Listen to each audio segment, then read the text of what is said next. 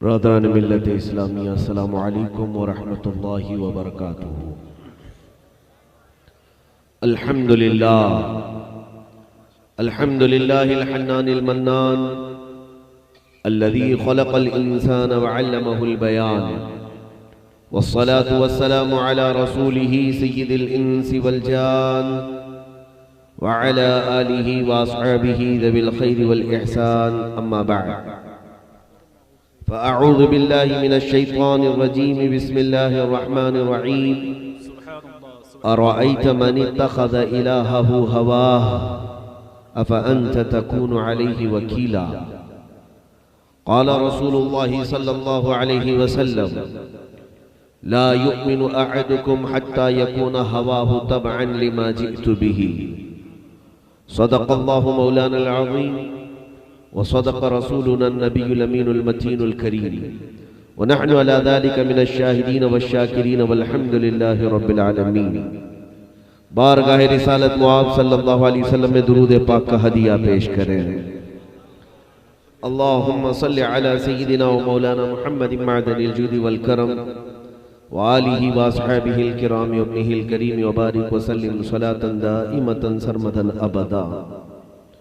मिंबर नूर पर बड़े बावकार और इज्जत मुआब शख्सियत जलवाबार है।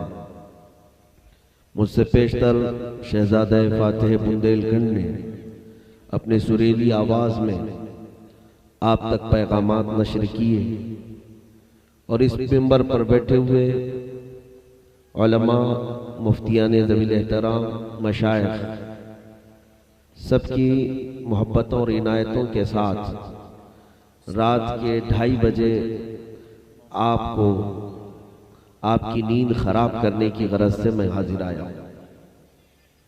सबसे पहली चीज, मैं इस वक्त तकरीर क्या करूं, ये सहरी का वक्त होता है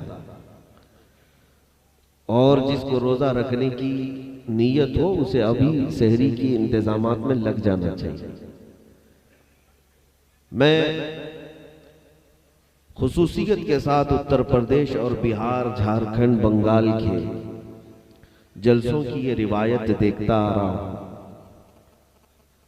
मेरी इस बात को बुरा ना माने, लेकिन अमल करें तो ज्यादा बेहतर होगा। मैं महसूस करता हूं कि इस ठिठुरती हुई ठंडी में लोगों को इतनी रात तक जगाना कोई फायदे का काम नहीं। जो पैगामात, जो दीनी पैगामात देने हैं वो दिन में भी दिए जा सकते हैं या रात के जल्द हिस्से में भी दिए जा सकते हैं। रात के 2 बजे, 2:30 बजे, इनमें से कई लोगों के मुतालिक मैं बदगुमानी नहीं करता, इशा की नमाज भी नहीं पढ़ते, फज्र की नमाज भी नहीं पढ़ते और जलसे में शरीक होते हैं। तुम्हें पता है इस तरह के करोड़ों जलसे भी फज्र की 2 रकात के बराबर नहीं हो सकते।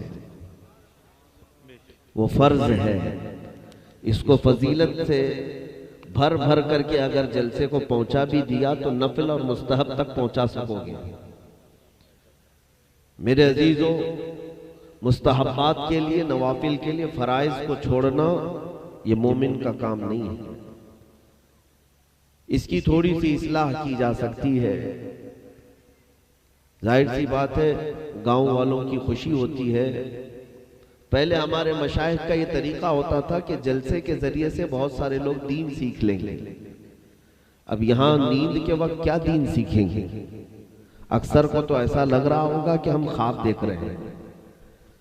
मौलाना साहब जो सामने बैठे हैं ये हकीकत में है या ख्वाब में है, अक्सर को तो पता भी नहीं। कल जाकर के पता चलेगा कि नहीं, हकीकत में जलसा ही हुआ था, क्योंकि रात के 2:30 बजे आदमी ख्वाब देखता है। तो ख्वाब देखने के औकात में तकरीर करना या जलसे में ठंडियों में बिठाना, इन रिवायात में थोड़ा सा तगय्युर हो और इस्लाह हो जाए तो क्या कहने।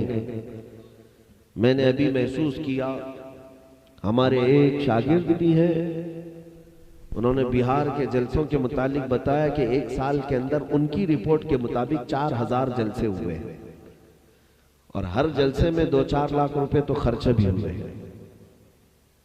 हर जलसे में खर्चे, पूरे मैदान भर ये टेंट लगाना, पंडाल लगाना, जिनका कुल खर्चा मिलाकर करोड़ों तक आ जाता है। लेकिन पूरे बिहार में मुसलमानों के लिए कोई यूनिवर्सिटी नहीं बन सकी। उनकी बच्चियों के लिए ऐसे इदारे नहीं बन सके। याद रखना, आप जलसा करके एक रात तक हो सकता है इसको सजा देंगे। कल शाम में अगर इनमें से पकड़ कर पूछे तो कई लोगों को तकरीर भी याद नहीं होगी कल रात किया क्या था तकरीर। उलमा की बातें चंद लोगों को याद रह सकती हैं, अक्सर तो भूल जाएंगे, और महीना हो जाने तो पिंडाल भी याद नहीं रहेगा।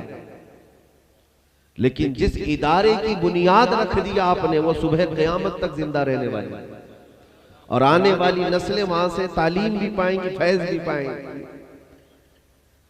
मेरे अजीजों, इन तमाम चीजों में मैं इन जलसों का मुखालिफ नहीं। अगर मुखालिफ होता तो आता क्यों? मैं समझता हूं कि इस टेक्नोलॉजी के दौर में अब किसके पास किसकी तकरीर नहीं आई है, मुझे बताओ।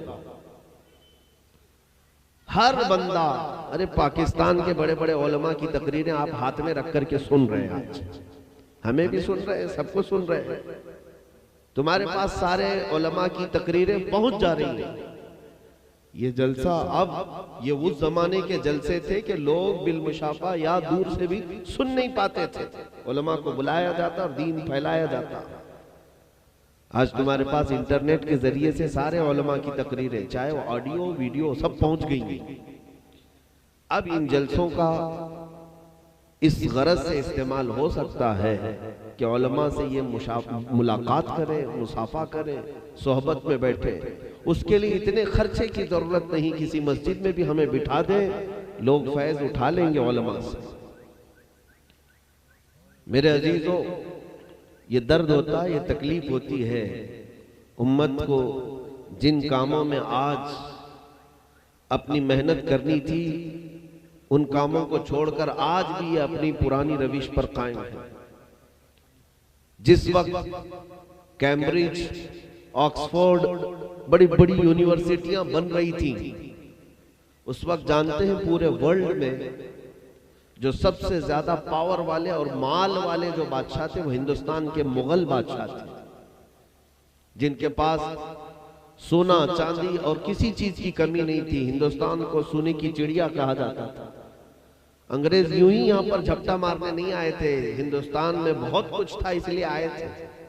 लेकिन एक बात याद रखें कि उस वक्त वो यूनिवर्सिटियां बन रही थी, जब कैम्ब्रिज हो, ऑक्सफोर्ड हो, आज पूरी दुनिया की टॉप की यूनिवर्सिटियां, उस वक्त हमारे राजे महाराजे या बादशाह ताजमहल बना रहे थे, कुतुब मीनार बना रहे थे, लाल किला बना रहे थे, जो आज पिकनिक पॉइंट बने हुए हैं।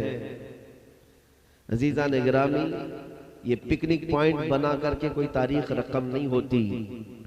अगर इल्म की एक दरसगाह बना दी जाती तो लाखों लोग उससे अपने इल्म की प्यास बुझाते रहते। ताजमहल से कितने आलिम फारिग होते हैं, ताजमहल से कितने डॉक्टर निकलते हैं, कितने इंजीनियर निकलते हैं? कुछ नहीं, सिर्फ और सिर्फ एक फोटो लेने के लिए जाते हैं और उसके अलावा कुछ भी नहीं। अजीजा ने गिरामी, अपनी सोच को बदले, इन जलसों का सही मानों में इस्तेमाल किया जाए। अगर जलसा करना ही होता तो दिन के वक्त आप करते, हल्के बनाते। ये सारे जो उलमा बैठे, सबको तो मौका नहीं मिला। अभी 2-3 को जो मौका मिला आप झेल गए होंगे। सबको मौका दिया जाता माइक का, जितने स्टेज पे बैठे हैं, तो पता नहीं कितनी रात हो, कितनी सुबह हो जाए। लेकिन एक तरीका है, ये मैदान पूरा है, सारे यहाँ पर 10-10 लोग, 15-15 लोग एक हल्के में बैठ जाते। एक आलिम उनके पास बैठता, 1 घंटा उनको वजू के मसाइल सिखाता, उन्हें तयम्मुम के मसाइल सिखाता, इस्तिंजा और गुस्ल के मसाइल सिखाता। 50 उलमा भी हो तो इस मैदान के लिए हर एक अपने अपने काम में मशगूल होता, सिर्फ स्टेज की जीनत नहीं बनते। और आपका फायदा यह होता कि खाली आप इंटरटेनमेंट के लिए नहीं आते, कंबल ओढ़ करके बैठने के लिए, बल्कि कुछ सीख करके जाते, सीख करके जाते। इतने बड़े जलसे से वजू के फराइज नहीं मालूम हो सके तो क्या किया जलसे में? इतने बड़े जलसे में जिसमें लाखों के खर्च हो गए, नहाने का तरीका नहीं मालूम हुआ, नापाक का नापाक ही रहा। जलसे में कौन सा पाक किया गया आपको? मेरे अजीजों, आइंदा के सिलसिले में इस बात पर गौर करें। जलसा इस तरह से हो कि 50 उलमा है कि 100 उलमा है, सबको काम पे लगाएं। मैं खुद मैदान में खड़ा रहूंगा इंशाअल्लाह। 10 लोगों को अगर 1 घंटा सिखा दिया जाए मसाइल दीनिया, मैं समझता हूं ये सबसे कामयाब जलसा है। मेरे आका सल्लल्लाहु तआला अलैहि वसल्लम मस्जिद नबवी में तशरीफ लाए थे। सहाबा की एक जमात बैठी थी, मुश्किल से उसमें 8 या 10 सहाबा बैठे थे, मसाइल सीख रहे थे। और उतने ही सहाबा रात के वक्त खड़े होकर इबादत कर रहे थे। हुजूर पाक सल्लल्लाहु तआला अलैहि वसल्लम उनके दरमियान से गुजरे और एक सहाबी से हुजूर ने फरमाया, ये दोनों जमातें इबादत में है, लेकिन इसमें अफजल कौन है जानते हो? रसूल पाक सल्लल्लाहु अलैहि वसल्लम ने फरमाया, वो जो इल्म हासिल कर रहे हैं, जो रात भर खड़े होकर के इबादत कर रहे हैं, उनके लिए नहीं फरमाया, बल्कि जो इल्म हासिल कर रहे हैं उनके लिए फरमाया कि ये उनसे भी अफजल है जो इबादत कर रहे हैं। और मेरे अजीजों, मेरे मुस्तफ़ा की शरीयत का एक मसला रात में याद कर लेना, रात भर नफल पढ़ने से अफजल है, अफजल है।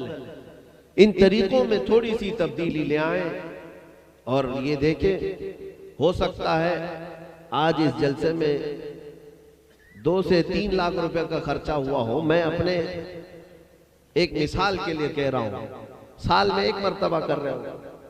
मैं कहता हूं 10,000 रुपए 20,000 रुपए ही इसको खर्च करते रहे, हर महीना करें, हर महीना करें। लेकिन इतने बड़े पंडाल की जरूरत नहीं, इतने बड़े स्टेज की जरूरत नहीं। चंद उलमा हो वो आए, दिन भर आपके साथ बिताएं और आपके साथ वक्त गुजारे, और शाम के वक्त दुआ सलातो सलाम के साथ उलमा अपने घर जाएं, आप अपने घर जाएं।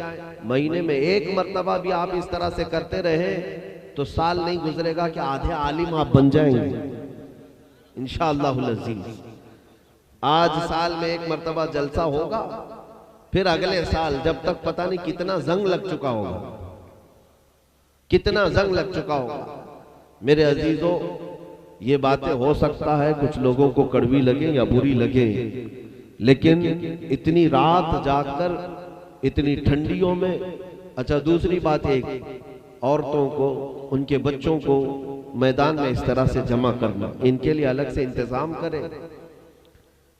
या औरतें, बच्चे, ये सारी यकीनन ये दीन सीखने की गरज से अपने घर से आए होंगे, लेकिन इनको दीन सिखाने वाली कोई आलिमा ही आ जाती तो ये बिल्कुल फ्री होकर उससे सीख सकते।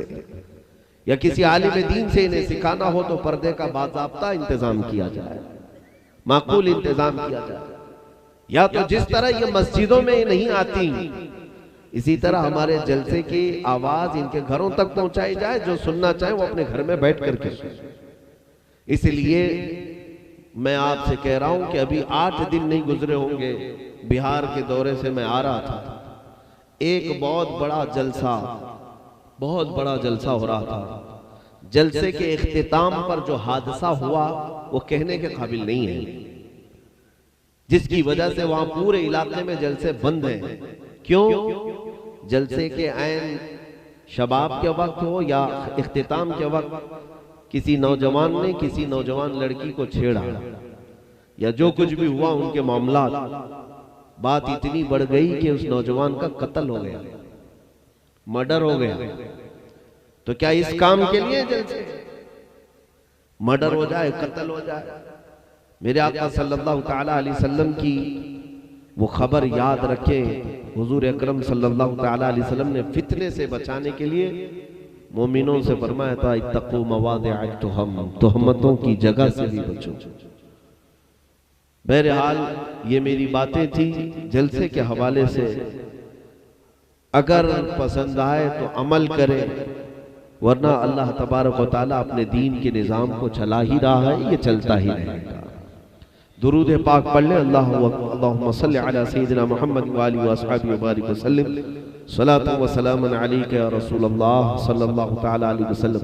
मुझे बड़ा अफसोस भी है, मुफ्ती शाहनवाज साहब ये जामिया अजहर के फारिग हैं, अजहरी कारी बिलाल अजहरी साहब, ये भी एक रिवायत बंद कर दीजिए, थोड़े दिन के लिए बैठ जाइए आप। ये नोटों की जो बौछार करते हैं, ये किसने आपको सिखाया है? कहां से सीख करके आए? उलमा को अगर नजर आप पेश करते हैं तो ठीक है, बंद हाथों में पेश किए जाते हैं। ये नहीं कि उड़ा रहे हैं उनके ऊपर, वो आपको मुजरा करते हुए नजर आ रहे हैं यहाँ पर। और आपने ये कहां से सीखा है? ये हमारे उलमा की रिवायत नहीं है, ये हमारे उलमा की रिवायत नहीं है। और नौजवानों को इसमें किस चीज का मजा आता है? नोटों को उड़ाना। वो मिंबर रसूल है और जो बयान कर रहा है वो नाइबे रसूल है। इसकी ताजीम और इसका अदब इतना जरूरी है आप पर, मैं बता नहीं सकता। इस चीज का हमेशा अदब रखा करें, और अदब से दीन आता है, अदब से दीन आता है। आप ये समझते होंगे चंद नोट या पेश कर देंगे तो ये खुश हो जाएंगे। इस बुरे रिवाज का भी खात्मा करें। हाँ, हम लोग जो है अपना मामूल भी बनाएं, नात खां को बुलाएं और नात खां से सुने, नोट खां से नहीं। क्या कहने, वाह वाह वाह। नोट खां से नहीं, नात खां। और नाते पाक पढ़ने वाला भी ऐसा हो कि वो नात पढ़े, आपके दिल में रिक्कत तारी हो और अपने नबी को देखने की तलब पड़ जाए। ये नहीं कि उछल कूद हो रही हो यहाँ पर, वरना कव्वाली में और उसमें क्या फर्क है। और दूसरे, वो भी जायज कव्वाली की बात नहीं कर रहा हूं, जहां पर सारे लोग अपने नफसानी ख्वाहिशात निकाल कर उछल कूद करने को कव्वाली कहते हैं आज, और दलील के लिए सिमा की बड़ी बड़ी रिवायतें पेश करते हैं। मेरे अजीजों, मैं आज तक ये समझ नहीं पाया, दो चंद अशार पर ये उछल कूद करने वाले और वाह वाह करने वाले, कुरान पाक जब पढ़ा जाता है तो तुम्हारा वजद कहां जाता है? वो तो अल्लाह का कलाम, वो अल्लाह का कलाम है, तुम्हें कोई असर भी नहीं हो रहा है, वजद भी नहीं आता। अरे समझ में आता तो वजद आता। तो बहरहाल इन चीजों से अपने आप को बाहर निकालिए। मैं जो बात कह रहा था, मैं माजरत चाहता हूं इन उलमा से, और शायद नाज़िम इजलास भी और ये बड़े उलमा भी। इन्होंने बताया रात के 10 बजे से वो स्टेज पे बैठे, 10 बजे से बैठे। ये तो दीन सीख करके आए जामिया अजहर से, यहाँ क्यों बैठे? अब तक इतनी रात तक बैठे, ये किसी की रूह रियायत में बैठ गए, या हमारी मोहब्बत में बैठ गए, या जलसे के रस्म और रिवाज को बाकी रखने के लिए बैठे? उन्होंने तो दीन सीखा हुआ है। मेरे अजीजों, इसलिए शॉर्ट टाइम में आप अपने जलसों का सही मानों में पैगाम पहुंचा दिया करें।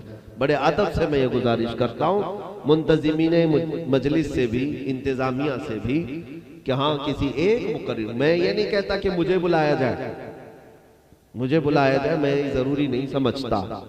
मुझे बुलाने के लिए न किसी ताम झाम की जरूरत है, न ज्यादा झमेले की जरूरत है।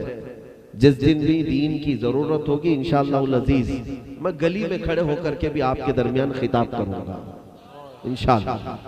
मेरे लिए ये जरूरी नहीं है, मेरी आदत है पहले से मिजाज, और मैं तारीफ के लिए भी नहीं कह रहा। लेकिन कभी अगर बुलाए तो एक मुकर्रिर को बुलाए और खूब मन भर करके उससे सुने, उससे पूरा दीन सुने। ये नहीं कि वो मुकर्रिर बेचारा उसकी रियायत करता हुआ इधर से उधर करे, दूसरा तीसरे की रियायत कर रहा है, और सारे लोगों को यहाँ पर एक ही चैन में बांध करके रखा है।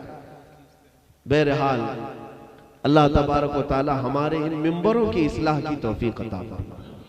वो मिंबर कैसे थे जिसमें सरकार मुफ्ती आजम हिंद बैठा करते थे, एक बात भी इधर की उधर नहीं होती थी, कोई ना अपने मौजू से हट रहा होता, ना कोई ऐसे ही अल्फाज की बरसात बरसा रहा होता। मुफ्ती आजम हिंद रज़ी अल्लाह तआला अन्हु का मामूल ये था कि जलसे में शुरू में ही चले जाते थे, शुरू में ही आता, हर जो भी मुकर्रिर आता उसकी पूरी सुनते। अब आप अंदाजा करो कि उनके सामने तकरीर करने वाला कैसे करता होगा। ये नहीं कि लच्छेदार अल्फाज में लोगों को वरगला करके चला गया, वहां पर एक एक लफ्ज भी तोला जाता था। बहरहाल आज हम सबको अपने इस्लाह की जरूरत है। सारे उलमा मिलकर के इस रिवायत को बदलें और दीन को सिखाने के लिए इखलास हमारे अंदर आ जाए। अल्लाह ताला हमारी दुआओं को कबूल फरमाए। मैंने आयत करीमा पढ़ी, अब जाहिर सी बात है इतना तो मैं आपको बोल लिया, ये मेरे दिल की भड़ास थी, रखता तो दर्द होता, इसलिए बोल। बहुत देर से मैं भी बैठा हूं, आप भी बैठे, और ऐसे ही रख करके जाता तो बार बार याद आती, इसलिए मैं बोल लिया। मैं बहुत देर से देख रहा था। जिंदाबाद जिंदाबाद जिंदाबाद जिंदाबाद। मेरे अजीजों, मैं आपकी बड़ी कदर करता हूं कि इतनी रात आप हमें सुनने के लिए बैठे, सुनने के लिए बैठे ना ये कि फिर दरी उठाने के लिए बैठे हो, ऐसा तो नहीं है। तो बहरहाल इतनी रात में अगर सुनने के लिए बैठे हैं तो ये कमाल है आपका, और ये आपकी मोहब्बत है, और इसका अल्लाह ताला अजर जरूर अता फरमाएगा। मैं मुख्तसर सी बात करूंगा इंशाअल्लाह अज़ीज़, और जल्द खत्म करके इस बात के वादे के साथ हम जाएंगे कि फज्र की नमाज इंशाअल्लाह अदा करेंगे। अगर फज्र की नमाज आपकी कज़ा हो गई तो ये पूरा जलसा खराब है, कुछ भी नहीं आपने हासिल किया। और फज्र आपने पढ़ लिया तो इस पूरे जलसे का सवाब अल्लाह आपको अता करेगा। हाँ, इस नीयत के साथ उठेंगे इंशाअल्लाह। मैंने आयत पढ़ी, अल्लाह ताला कुरान में अपने रसूल से फरमा रहा है, क्या फरमा रहा है? तवज्जो, अरअयत मन इत्तखज़ इलाहहु हवा। ऐ रसूल, क्या आपने देखा कुछ लोग वो हैं जिन्होंने अपनी ख्वाहिशात को ही खुदा समझ लिया है, ख्वाहिशात को ही खुदा बना लिया है, माबूद बना लिया है। कौन लोग हैं वो जो अपने ख्वाहिशात के पीछे ऐसे भागते हैं जैसे लगता है उनको खुदा है? ख्वाहिशात क्या है? यही दुनिया तलबी है। कभी किसी आदमी को गुनाह की ख्वाहिश पैदा हुई, उसके लिए इतना हलचल मचाता है जैसे लगता है उसको करना फर्ज हो गया। कुरान कहता है, अरअयत मन इत्तखज़ इलाहहु हवा। ऐ रसूल, क्या आपने नहीं देखा जिन्होंने अपना माबूद ख्वाहिशों को बना लिया, ख्वाहिशों को अपना माबूद बना लिया। अब अल्लाह ताला ये भी फरमाता, अफ अंत तकुनु अलैहि वकीला। ऐ नबी, क्या आप ऐसे लोगों के सिफारिशी बनेंगे? क्या ऐसे लोगों के आप वकील बनेंगे जो लोग ख्वाहिशात के पीछे चलते हैं? अजीजा ने गिरामी वक़ार, मैं एक हदीस इस खुतबे में आपके सामने मैंने तिलावत की है। रसूल पाक सल्लल्लाहु ताला अलैहि वसल्लम ने भी इरशाद फरमाया, तुम में से उस वक्त तक कोई पूरा मोमिन बन ही नहीं सकेगा जब तक के अपनी ख्वाहिशात को हुजूर के कदमों के मुताबिक ना बना दे। ला युमिनु अहदुकुम हत्ता यकून हवाहु तबअन लिमा जिअतु बिही। हुजूर फरमाते, जब तक तुम अपनी ख्वाहिशात को मेरी मर्जी के मुताबिक नहीं बनाओगे उस वक्त तक तुम पूरे मोमिन हो ही नहीं सकते। हुजूर पाक सल्लल्लाहु अलैहि वसल्लम की मर्जी के मुताबिक यहाँ जीना है। यहाँ ये नहीं चलेगा कि मेरी मर्जी है, मुझे जैसा चाहे वैसा करने दो। नौजवान लड़का अपने बाप की डांट सुन करके उसे जवाब देने लगता है, अब्बा मेरी लाइफ है, मुझे जीने दो। कोई अगर नसीहत करे किसी को तो कहते हैं हमारी लाइफ में इंटरफेयर मत किया करो, हमारी जिंदगी में दखल अंदाजी मत करो, हमें अपनी मर्जी से जीने दो। ये कुफार की बोली है, ये काफिरों की बोली है। मोमिन की जिंदगी में जो कुछ भी उसे करना है वो मर्जी रसूल के मुताबिक करना है, तभी उसका ईमान है, वरना ईमान कहाँ है? तुम्हें जो कुछ भी करना है वो रसूल की मर्जी के मुताबिक। और इस आयत को अगर मैं सही मानों में समझाऊं तो हुजूर ताजुश शरिया रहमतुल्लाह ताला अलैह के इस शेर से समझ में आ जाएगा। जो लोग कहते हैं कि ये हमारी लाइफ है, हमें एंजॉय करने दिया जाए, हमें नशा करने दिया जाए, हमें आवारागर्दी करने दिया जाए, जो लोग ये कहते हैं उन्हें बताता हूं, तुम्हारी अपनी जिंदगी है कहां? तुम्हारी अपनी जिंदगी कहां है? अगर तुम्हारी अपनी ही जिंदगी है तो जब मौत आए तो 5 मिनट और बढ़ा करके दिखा दो, बढ़ा के दिखा दो। तुम्हारी अगर ये जिंदगी है तो ये तुम्हारी जिंदगी हो ही नहीं सकती, अल्लाह की दी हुई है और रसूल की अमानत है। हुजूर ताजुश शरिया रहमतुल्लाह अलैह ने अपने नगमात में इसे यूं समझाया था, जिंदगी ये नहीं है किसी की किसी के लिए, जिंदगी ये नहीं है किसी के लिए जिंदगी है नबी की नबी के लिए। वाह वाह वाह। और ना समझ मरते हैं जिंदगी के लिए, अरे जीना मरना है सब कुछ नबी के लिए। नारे तकबीर।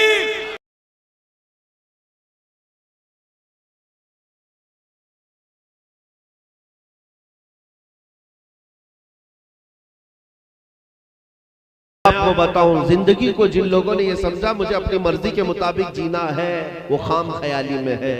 और फिर मेरे मुर्शिद फरमाते बुल हवस सुन, सीमो जर की बंदगी अच्छी नहीं। सीमो जर किसको कहते हैं? सोना चांदी। सोना चांदी की बंदगी, उसकी गुलामी अच्छी नहीं। बुल हवस सुन, बुल हवस किसको कहते हैं? ख्वाहिशात का पुजारी। वही आयत करीमा पर मैं बात कर रहा हूं, जिसके बारे में अल्लाह ने फरमाया कुछ लोग ऐसे हैं जो अपनी ख्वाहिशात की ही पूजा में लगे हुए हैं। उन्होंने ये चाह लिया तो वो करना है, उन्होंने किसी गुनाह की सोच लिया तो उसके पीछे भागना है, चाहे उसके लिए लाखों रुपए क्यों ना खर्च करने पड़े। अपने ख्वाहिशात के लिए सब कुर्बान करने को तैयार है। उनके लिए कुरान कहता है ये ख्वाहिशात के पुजारी हैं। और उनके लिए कुरान ने यह भी कहा लहुम कुलूबुन ला यफ़क़हून बिहा, वो ऐसा दिल रखते हैं जिसमें उन्हें समझ भी नहीं आती। लहुम आदानुन ला यस्मऊन बिहा, उनके पास कान है मगर सुन नहीं सकते ये लोग, जो ख्वाहिशात के पुजारी हैं। और अल्लाह ताला ने उनके मुतालिक क्या फरमाया? उलाइका कल अनआमी बल हुम अदल, ये लोग जानवरों की तरह नहीं बल्कि उनसे भी गए गुजरे, जानवरों से भी गए गुजरे। क्यों है? इसलिए कि जानवरों को अल्लाह ने अकल नहीं अता की, शहवत है उनके पास। जानवर जो है जानबूझ करके या अकल से समझ करके जो कुछ करता है वो नहीं कर रहा है। इंसान को अल्लाह ने अकल अता की, उसके बावजूद ये गुनाहों में है, तो ये जानवरों से गिरा हुआ है, जानवरों से गिरा हुआ है। फरमाते हैं हुजूर ताजु शरिया बुल हवस सुन, सीमो जर की बंदगी अच्छी नहीं, उनके दर की भीख अच्छी, सरवरी अच्छी नहीं। ये जो तुम नेताओं के चक्कर में पड़े, कभी इनकी जूतियां उठानी पड़ रही है, कभी इनकी धोतियां उठानी पड़ रही है, कभी इनकी गाड़ियां धुलनी पड़ रही है, कभी इनके लिबास उठा के इनकी दरियां बिछानी पड़ रही है। क्यों? उनके जो हम गुलाम थे खल्क के पेशवा रहे, उनके जो हम गुलाम थे खल्क के पेशवा रहे, उनसे फिरे जहां फिरा फिराई कमी वकार। हुजूर पाक को छोड़ दिया तो अल्लाह ने सारे लोगों की गुलामी में तुम्हें लगा दिया। जाओ अब नीच किस्म के लोगों की भी गुलामी करनी पड़ जाती है। तुमने कुरान और हदीस को हकम नहीं माना तो अपने फैसले कराने के लिए कैसे कैसे लोगों के सामने तुम्हें हाथ जोड़ के खड़ा होना पड़ता है। तुम्हें पता है कोर्ट और कचहरी में वहां के डिपार्टमेंट के लोग कहते हैं मौलाना हमारे पास 70% केसेस सिर्फ तुम्हारे कौम के आते हैं, 70% केसेस सिर्फ तुम्हारी कौम के आते हैं। क्यों? मैंने तमाम चीजों का एक ही सबब समझा, हुजूर की गुलामी से जब भी ये कौम मुंह मोड़ेगी मौला इनको जलीलों के कदमों में छोड़ देगा। आज मेरे अजीजों यही तो हालात हैं हमारे। ख्वाहिशात से निकल आओ। कब तक तुम अपनी ख्वाहिशात के पीछे भागोगे? नौजवान ये समझता है कि मुझे चेहरा ऐसा बनाना है जैसे दुनिया देखे, कभी भी ये नहीं सोचता कि ऐसा बनाओ जैसा मदीने वाले देखें। क्यों ये नहीं सोचता? तुम हमेशा ये सोचते हो कि कपड़े में ऐसे पहनूं कि लोग देख करके मुझे डांसर समझे, लोग देख करके बॉलीवुड और हॉलीवुड का हीरो समझे। तुमने यही सोचा? कभी कपड़े पहनने के वक्त ये ख्याल किया कि मैं ऐसे कपड़े पहनूं कि अल्लाह उसके रसूल देखे तो खुश हो, अल्लाह उसके रसूल के बारगाह में मेरी इज्जत बनी रहे?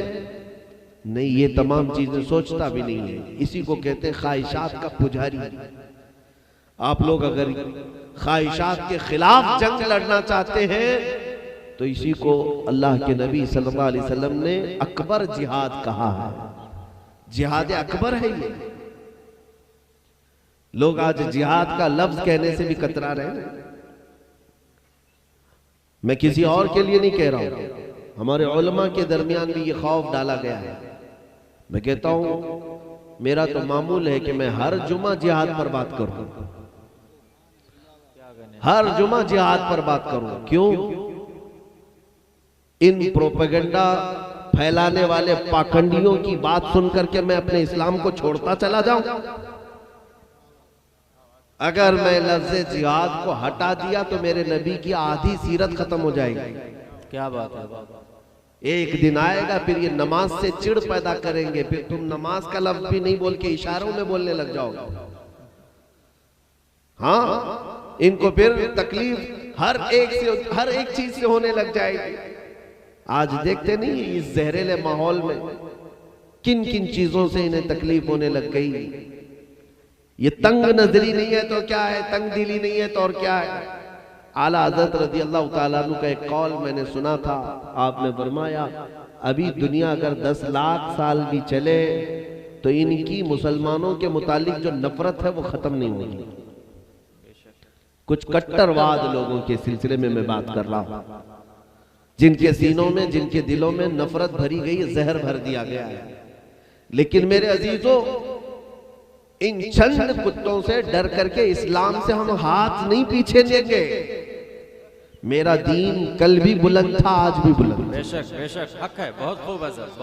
और फख्र से ये कहना, दाढ़ी अगर किसी को चुभती है तो और बड़ी करेंगे, अमामा किसी को गड़ता है तो और ऊंचा पहनेंगे, हिजाब से किसी को जलन है तो हर बच्ची को हिजाब पहना है। बेशक, हक है, हक है, जिंदाबाद। होना तो यही चाहिए ना, बहुत खूब, बहुत होना तो यही चाहिए। सिद्दीक अकबर रज़ी अल्लाह ताला अन्हु से मक्का वालों ने कहा था तुम्हें हम कुछ भी नहीं करेंगे, बस एक काम तुम करना, कुरान बुलंद आवाज से कभी मत पढ़ना। हजरत अबू बकर सिद्दीक को ये कहते थे, लेकिन आपकी आदत थी कि जब सहन में बैठकर तिलावत करते आवाज बुलंद हो ही जाती, और आपकी तिलावत सुन करके रोज कोई ना कोई मुसलमान होता। क्या बात है, सुभान अल्लाह, सुभान अल्लाह। एक वक्त ऐसा भी आया कि पूरे मक्का वालों ने हजरत अबू बकर सिद्दीक को मक्का से बाहर किया, मारा भी आपको, शहर से बाहर निकाला। और शहर का एक बड़ा पहलवान आदमी वो आया और देखा रास्ते में, कहां जा रहे हो अबू बकर? कहा मुझे लोगों ने निकाल दिया है, शहर बदर कर दिया है। कहा क्यों? कहा बस मैं कुरान की तिलावत करता हूं। उस आदमी ने, उस पहलवान ने कहा अबू बकर तुझ जैसा शरीफ आदमी अगर मक्का में नहीं रहा तो फिर किसी को मक्का में रहने का क्या हक है? मैं तुझे अमान देता हूं, तुम मेरे पास रहोगे, कोई तुम्हारी तरफ हाथ भी नहीं उठाएगा। लेकिन वो पहलवान भी कोई मुसलमान नहीं था, उसने हजरत अबू बकर की मोहब्बत में अमान दे दिया और वापस मक्का ले आकर के बड़ी चोटी पर खड़े होकर के ऐलान किया, ऐ मक्का वालों सुनो, अबू बकर अब मेरी अमान में है, किसी को अगर बात करना है तो मुझसे बात करेंगे। मक्का में किसी को हिम्मत नहीं थी इब्ने दगना से बात करने की, उस पहलवान से भिड़ने की किसी के अंदर हिम्मत नहीं थी। लेकिन होता क्या, सारे मक्का वालों ने कहा कि उस पहलवान से कि मियां आपने अमान दे दिए, ठीक है, हमारा कोई एतराज नहीं, बस अबू बकर से इतना कहो कि कुरान बुलंद आवाज से मत पढ़ा करें, हमारा सिर्फ इतना ही ऑब्जेक्शन है और कुछ भी नहीं। उसने कहा ठीक है, मैं समझा लूंगा। हजरत अबू बकर को उसने कह दिया। लेकिन दूसरे दिन हजरत अबू बकर जब कुरान पढ़ने लगे, धीरे धीरे धीरे करते आवाज फिर बुलंद हो गई, लोग सुनने के लिए जमा हो जाते थे। जब भी आप तिलावत करते रास्ता चलता वो आदमी खड़ा हो जाता था। आज जब एक कारी साहब तिलावत करते हैं तो हमारे कान खड़े हो जाते हैं। 14 सदियों पहले प्योर आवाज जब निकलती होगी, वो कुरान को उतरते हुए देखी भी निगाह, सिद्दीक अकबर की तिलावत से लोग जमा होकर खड़े हो जाते, सब कान लगाकर सुनते और फिर मजमे में कोई ना कोई मुशर्रफ इस्लाम होता। फिर दूसरे दिन भी यही हुआ, लोग आए और चिल्लाने लगे पहलवान को कि मियां तुम्हारी वजह से हमने इसे वापस मक्का में ले लिया। फिर वही काम शुरू हो गया। उसने समझाया अबू बकर थोड़ा धीरे पढ़ो, पढ़ो ठीक, धीरे पढ़ो। दूसरे दिन फिर धीरे धीरे होते हुए फिर बुलंद हो गई। इब्ने दगना जो पहलवान था उसने आकर कहा अबू बकर मैंने सारे मक्का वालों से मुखालिफत झेल कर तुम्हें पनाह दी है, अमान दिया है, मेरी अमान में तुम रह रहे हो और इस कुरान की वजह से फिर तुम्हें मारा जाएगा। हजरत अबू बकर खड़े हो गए, कहा इब्ने दुगना तू अपनी अमान अपने पास रख, मेरा कुरान मेरे पास है। सुभान अल्लाह सुभान अल्लाह। नारे अगर कुरान पढ़ने की वजह से, नारे रिसालत, अगर कुरान पढ़ने की वजह से, अगर कुरान पढ़ने की वजह से तेरे अमान और तेरी पनाह में कोई फर्क पड़ता है तो मुझे ऐसी पनाह की जरूरत नहीं, मेरे रब की पनाह मेरे लिए काफी। क्या कहने हैं हज़रत, वाह वाह वाह वाह। हट गए वहां से। ये नहीं कि उसको राजी रखे, उसका थोड़ा दिल रखते रहे क्योंकि ये हमें बड़ी मजमे में अमान दिया ना। इस्लाम के शायर से कोई समझौता नहीं होगा, चाहे वो हमें अमान देने वाला कोई भी क्यों ना हो। आज मैं यही बात कहूंगा, दिल रखो सबका, लेकिन इस्लाम को तोड़ के दिल नहीं रखा जाएगा। हाँ, हिंदुओं का दिल रखो, आपके पड़ोसियों का दिल रखो, लेकिन मेरे नबी को छोड़कर दिल नहीं रखा जाएगा, कुरान को मोड़ करके दिल नहीं रखा जाएगा। हाँ, नमाजों को बर्बाद करके दिल नहीं रखा जाएगा। अपनी इबादत में, अपने इस्लाम में पूरे सच्चे हो जाओ और पूरे दिल दुनिया का दिल रखो, पूरी दुनिया का दिल रखो। हम आपको कोई एतराज नहीं करे। हाँ, तालीब कल्ब भी हमें इस्लाम ने सिखाया है, लोगों के दिलों में मोहब्बत पैदा करना ये इस्लाम ने हमें सिखाया, लेकिन तरीका यही है कि इस्लाम को छोड़ करके नहीं। जैसे आज बेचारे हमारे दरमियान के कुछ नेता लोग चले गए, उनका दिल रखते रखते रखते ऐसे हो गए, कौवा चला हंस की चाल, अपनी चाल भूल गया, अपनी चाल भूल गया, ये खुद क्या थे इन्हें पता ही नहीं। और मैं अक्सर इस मुहावरे को बदल करके यूं कहता हूं, शेर चला कुत्ते की चाल, अपनी चाल भूल गया। क्या कहने हैं, जाहिर सी बात है, एक शेर था, वो कुत्तों के दिल रखने के लिए कभी कभार भौंक लिया करता था, चारा खा लिया करता था। चंद दिनों के बाद उसको याद ही नहीं रहा कि वो शेर था, याद ही नहीं रहा, वो कुत्तों की सोहबत में कुत्ता ही बन गया। इस बात को समझो मेरे अजीज, दिल रखो लेकिन इस्लाम को साथ में रखो। मैं जो बात अर्ज कर रहा था वो यही है कि नबी पाक सल्लल्लाहु तआला अलैहि वसल्लम की इताअत को छोड़ोगे और उनकी गुलामी को छोड़ोगे तो हर जगह की गुलामी करनी पड़ेगी, हर जगह की गुलामी करनी पड़ेगी। लफ्ज़ जिहाद को जो मैंने आपके सामने रखा, जिहाद एक पाकीज़ा लफ्ज़ है, एक पाकीज़ा लफ्ज़ है। ये हमें बदनाम करते हैं आज लफ्ज़ जिहाद को लेकर। कभी आज तक इन दज्जाली मीडिया को ये बोलने की तौफीक नहीं हुई। पिछले 70 सालों से इजराइल ने जंग एक दिन के लिए भी बंद नहीं की। अमेरिका ने जो जंगें छेड़ रखी हैं अलग अलग मुल्कों में, कभी जंग बंद नहीं हुई, 20-20 साल तक ये जंग करते रहे। रशिया ने जो जंग छेड़ रखी है वो कभी बंद नहीं होने दिया, 10-10 साल तक ये लोग लड़ते रहे, इस पर कोई बात नहीं। लेकिन इस्लामी जिहाद से तकलीफ होती है, चिढ़ होती है। आपको मैं बताऊं, रसूल पाक सल्लल्लाहु तआला अलैहि वसल्लम कुल 17 गज़वात में गए और एक हदीस में 27 छोटे बड़े मिलाकर नबी पाक सल्लल्लाहु तआला अलैहि वसल्लम ने जितने गज़वात में शिरकत की, पूरी जंगों में जो कत्ल हुए लोग कितने थे पता है आपको? 10 साल के अंदर, पूरे 10 साल के अंदर जो गज़वात हुए उसमें जो कत्ल हुए वो 248 लोग थे। 248 के अलावा लोग नहीं मारे गए। और यहां पर अगर मैं एक रिपोर्ट बताऊं, फर्स्ट वर्ल्ड वॉर जो हुई दुनिया में, पहली आलमी जंग जिसमें 3 करोड़ लोग मारे गए थे, और दूसरी आलमी जंग जो हुई 1940 की आप रिपोर्ट निकाल करके पढ़े, 5 करोड़ के करीब लोग मारे गए। और उतने बेघर हुए जिनके यहां जंगों में खून बहाया गया, करोड़ों लोगों का। वो आज हमें जिहाद के बारे में सिखाने आए, वो हमें सिखाने आए हैं कि जिहाद एक सख्त चीज है, कट्टर चीज है। तुम अपने घर की तलाशी लो, कितनों का खून बहाया है। बहरहाल मेरे अजीजों, उलमा को चाहिए कि इस्लाम की किसी भी उनसर पर बोले तो बिल्कुल सर चढ़ करके बोले, हक बात अलल ऐलान की जाएगी। हमें चेहरा छुपाने की जरूरत नहीं, इसलिए कि मैं चोर कौम से नहीं हूं, मुस्तफा करीम सल्लल्लाहु तआला अलैहि वसल्लम के गुलाम हैं।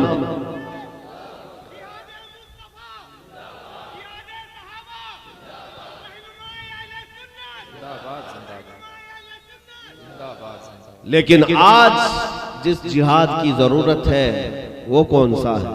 मेरे आका सल्लल्लाहु तआला अलैहि वसल्लम ने इरशाद फरमाया, आप इस बात से खौफ ना करें, जिसे डर लगता हो वैसे भी 3 बज चुके वो जा भी सकते हैं, क्योंकि लोगों को ऐसा लगता होगा कि ये रिकॉर्ड हो जाएगा और फिर इसका ट्रायल चलाया जाएगा। चलाने दो, अगर ट्रायल चलेगा भी तो मुस्तफा के नाम पे चलेगा। क्या कहने हैं? हाँ। वाह वाह वाह वाह। किसी शायर ने कहा है, गर उनसे इश्क करना जुर्म है तो फांसी की सजा दी जाए। क्या कहने हैं? गर इश्क जुर्म है तो फांसी की सजा दी जाए, पर शर्त इतनी है कि दरे महबूब पे दी जाए। क्या कहने हैं हज़रत? और हम ये कहते हैं कि शर्त इतनी सी है कि नामे महबूब पे दी जाए। क्या कहने हैं? हमें कबूल है।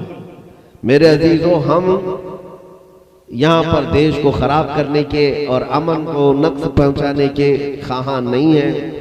हम फसादी लोगों में से नहीं है, फितना बर्पा करने वालों में से नहीं है। हमें इस जमीन से प्यार है, मोहब्बत है, और हम यहाँ अमन के लिए ही ये सारी बातें कह रहे हैं। जब अपने घर पर कोई हमला करता है, चाहे वो अपने घर के अंदर बैठा हो या बाहर बैठा हो, तकलीफ घर बनाने वाले को होती है। और जिसको पूरा घर तोड़ना है वो दंगाइयों की तरह नाचता रहेगा। इनके नाचने को देख करके हम नहीं बोलेंगे मेरा देश खराब हो रहा है, इसकी इमेज बर्बाद हो रही है। दूसरी जगह हर जगह एक अलग इमेज जाती है, इसके लिए हम बोलते हैं। मेरे अजीजों, मैं जो बात कह रहा था, हदीस मुस्तफा, अब के जमाने में जिस जिहाद की तुम्हें जरूरत है, उलमा को जरूरत है, वो क्या है?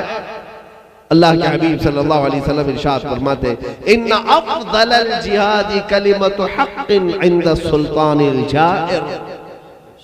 हुजूर पाक सल्लल्लाहु अलैहि वसल्लम फरमाते, सबसे अफजल जिहाद जालिम बादशाह के होते हुए हक बात का ऐलान करना। सुभान अल्लाह, सुभान अल्लाह। बेशक इतना तो कर सकते हैं ना, इतना तो कर सकते हैं। अल्लाह ने तुम्हें जुबान दी है, मिंबर दिया है, तो ये जिहाद तो करो। हक बात जालिमों के सामने बढ़ चढ़ करके कहना, यह अफजल जिहाद। और अल्लाह ताला ने जिसको जो हैसियत दी, जिसको जो ताकत दी, वो अपनी मेहनत से हक बात का ऐलान करता रहे और किसी की रू रियायत न करे। हक बात बोलने में किसी की रू रियायत न करे। बहरहाल अपनी ख्वाहिशात को कम कर ले, अपनी ख्वाहिशात को हुजूर की मर्जी के मुताबिक बना ले। नबी पाक सल्लल्लाहु अलैहि वसल्लम जैसा चाहते हैं वैसे बन जाओ। मेरे अजीजों, एक बार ऐसा हुआ मेरे साथ, चंद महीने पहले की बात होगी। एक शहर में मैं जलसे के लिए गया था, जहां मेरी क़यामगाह थी। एक नौजवान आया मिलने के लिए, वैसे कई लोग आते हैं। वो बड़ा सज धज करके आया था, अच्छे कपड़े पहनकर, खुशबू लगाकर, सुरमा लगाकर मुसाफा किया। तो मैंने उससे पूछा कि बेटा हमेशा ऐसे ही लिबास में रहते हो, ऐसे ही तैयार रहते हो? तो उसने कहा नहीं हज़रत, आज आपसे मिलने के लिए पहन के आया। वैसे तो मेरे कपड़े जीन्स है, फला है, फला है, आपसे मिलने के लिए भाई अच्छे कपड़े, बहुत दिनों से मुझे इंतजार था आपसे मिलने का, खुशबू लगाया हूं, नहाया हूं, धोया हूं, सारी चीज।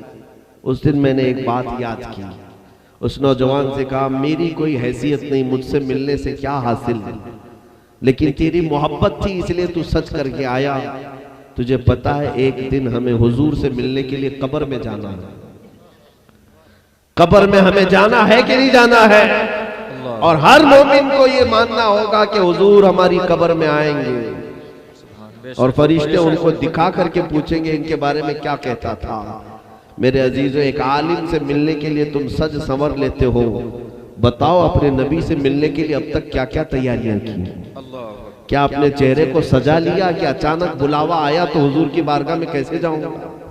अचानक अगर बुलावा आ गया तो हुजूर की बारगाह में कौन से कपड़े पहन के जाऊंगा? ये बात याद रखो।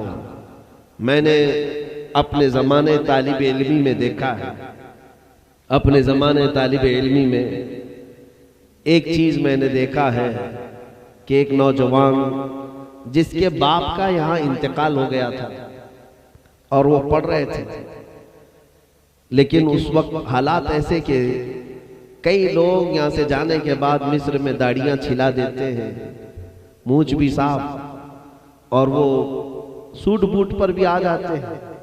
खैर आजादी है अपने लिबास की, मैं उन पर नहीं बात करता, लेकिन एक दिन मुझे ये बहुत बात खटकी। बाप का इंतकाल हो गया, बेटा आने को तैयार नहीं, रो तो बहुत रहा था। जाने के रास्ते भी थे, लेकिन जानते हैं किस वजह से नहीं आया। कहा यहां था तो दाढ़ी थी मेरी, मैंने चंद लोगों के बहकावे में यहां दाढ़ी छिला लिया। अब घर जाऊंगा, लोग मुझे देखेंगे और अगर मेरे बाप के जनाजे के आगे मुझे बढ़ाएंगे तो क्या मैं इमामत करने के काबिल हूं? इसलिए मैं अपने बाप के जनाजे में नहीं जा पाऊंगा। मुझे अंदाजा हुआ कि सिर्फ अगर चेहरा बदल लिया है चंद महीनों के लिए तो अपने बाप के जनाजे में नहीं आ पा रहा है, हुजूर की बारगाह में कैसे जाएगा?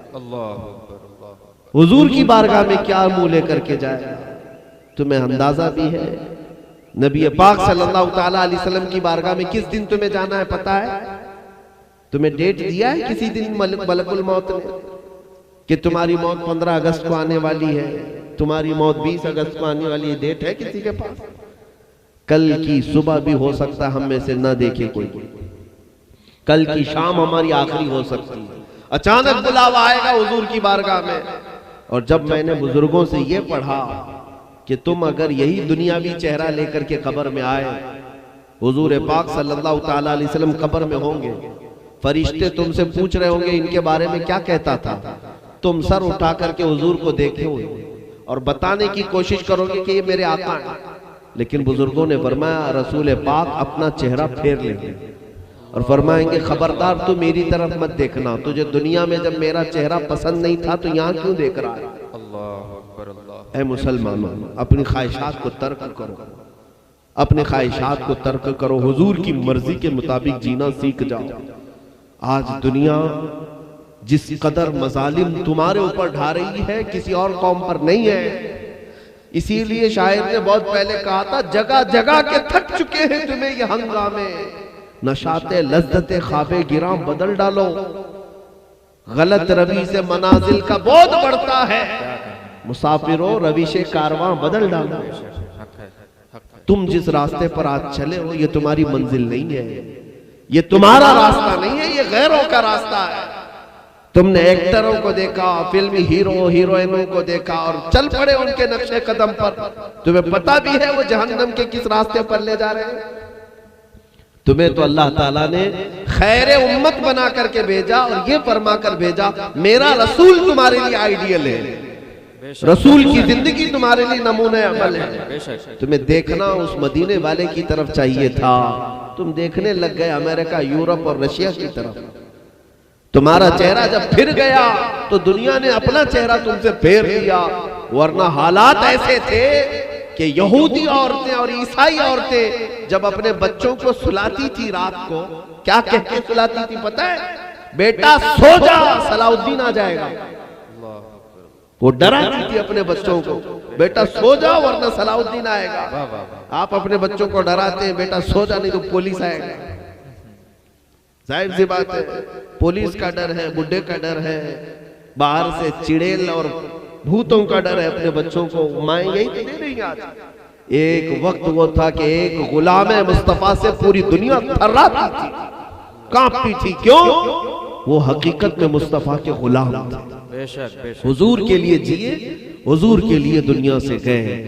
अगर एक फैक्ट चीज देखना चाहते हो, हकीकत चीज देखना चाहते हो, आज भी मजमे में आला हजरत का जिक्र होता है कि नहीं होता?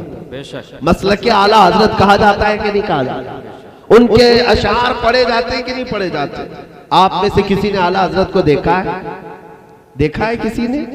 तुम्हारे बाप दादाओं ने भी शायद नहीं देखा हो।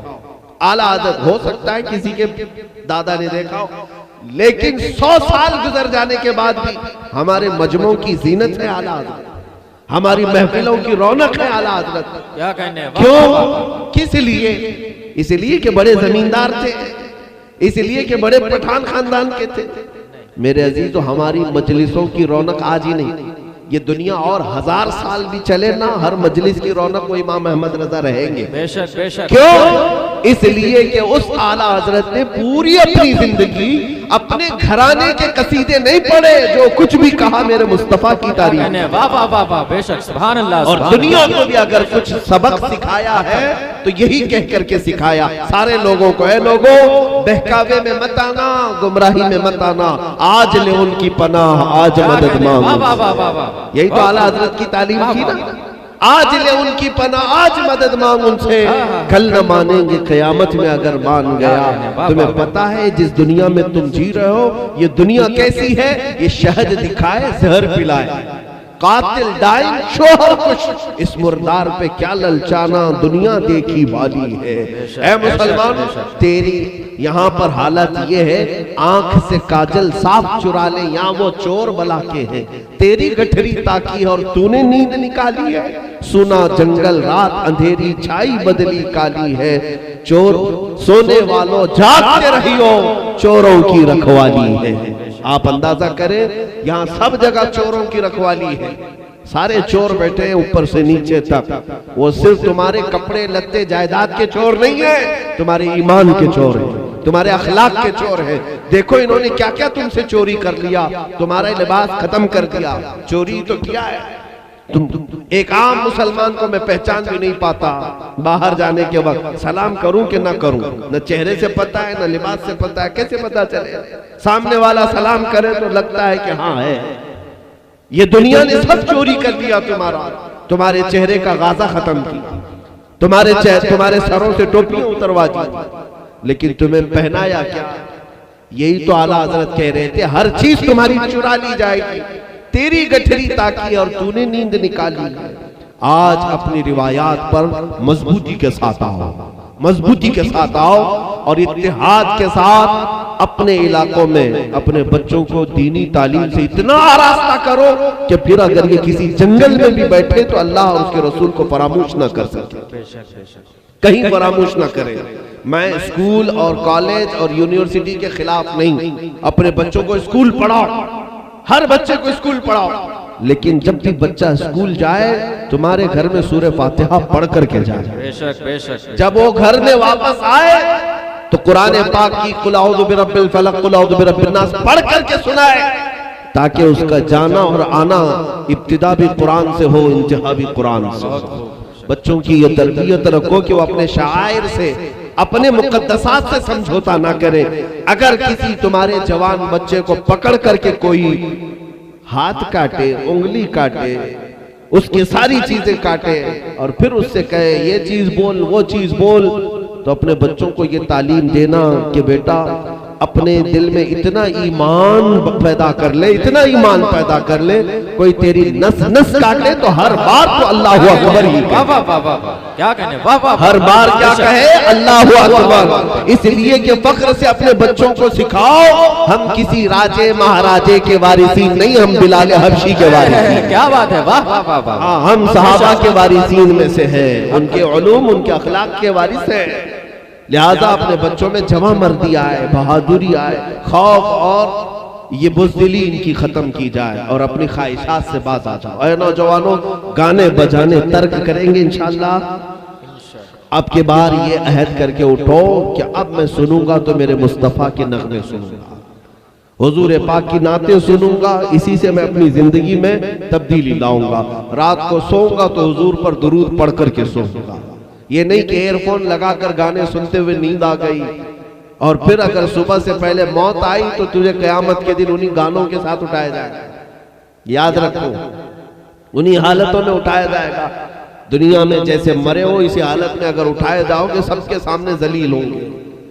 मेरे अजीजों, इन तमाम चीजों का ख्याल रख करके अपनी जिंदगी को गुजारे। मैं तो 15 मिनट के लिए आया था, मेरी बात लंबी हो गई, फिर भी मैं माफी चाहता हूँ। इतनी ताखीर तक मुझे आपके सामने नहीं बोलना चाहिए था। मेरी कुल तकरीर का खुलासा, मेरे पूरे बयान का लुब्बे लुबाब, माजरत और एक जो मैं पौना घंटा आपका खाया हूँ, कुल तकरीर का खुलासा लुब्बे लुबाब हासिल कलाम ये है, ए आलमपुर के गयूर मुसलमानों, की मोहम्मद से वफा तूने तो हम तेरे। क्या कहने हजरत, ये वाह, जहां वाह, चीज है क्या लौहो कलम तेरे हैं। जिंदाबाद, हमारी बिखरी हुई जिंदगी, हमारी टूटी हुई जिंदगी, हमारी नीचे आई हुई जिंदगी को अगर उठा सकते हो, अगर उठा सकते हो, अगर बुलंदी पर ले जा सकते हो, एक ही तरीका है, एक ही काम है, कुव्वत इश्क से हर पस्त को बाला कर दे। वाह वाह वाह वाह, कुव्वत इश्क से हर पस्त को बाला कर दे, दहर में नामे मोहम्मद से उजाला कर दे,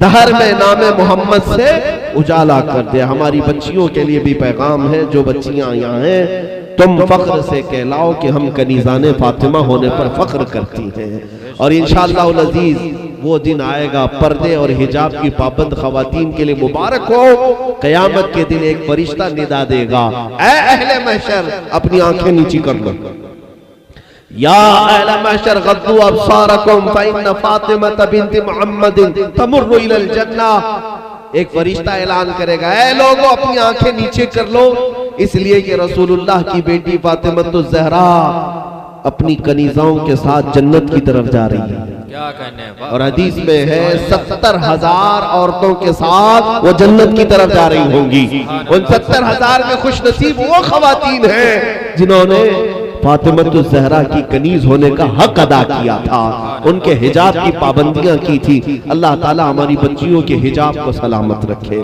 इनके पर्दे और इनकी इफ़्फ़त को सलामत रखे, और इनकी तरफ उठने वाली हर बुरी निगाह को मौला खाक में मिलाए और जिल्लत और रिसवाई का उन्हें शिकार बनाए। व आखिरु दावाना अनिल हम्दुलिल्लाहि रब्बिल आलमीन। सलाम, सलातो सलाम पढ़ो।